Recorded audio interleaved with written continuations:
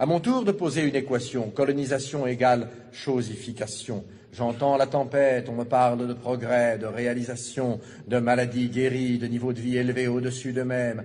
Moi, je parle de sociétés vidées d'elles-mêmes, de cultures piétinées, d'institutions minées, de terres confisquées, de religions assassinées, de magnificence artistique anéantie, d'extraordinaires possibilités supprimées.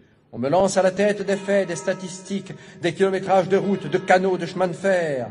Je parle de millions d'hommes arrachés à leur Dieu, à leur terre, à leurs habitudes, à leur vie, à la danse, à la sagesse. Je parle de millions d'hommes à qui l'on a inculqué savamment la peur, le complexe d'infériorité, le tremblement, l'agenouillement, le désespoir, le larbinisme.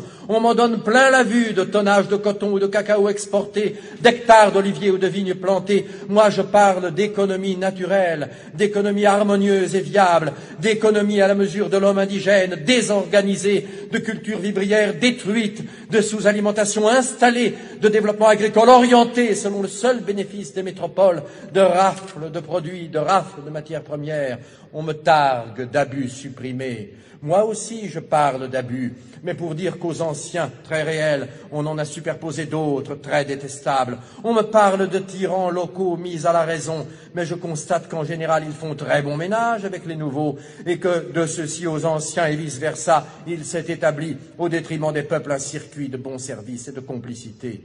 On me parle de civilisation, je parle de prolétarisation et de mystification. Pour ma part, je fais l'apologie systématique des civilisations para-européennes.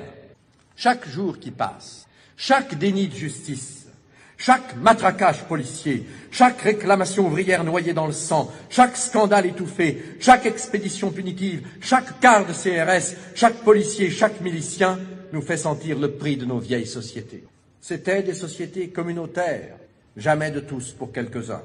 C'étaient des sociétés pas seulement anticapitalistes, comme on l'a dit, mais aussi anticapitalistes. C'étaient des sociétés démocratiques toujours. C'étaient des sociétés coopératives, des sociétés fraternelles.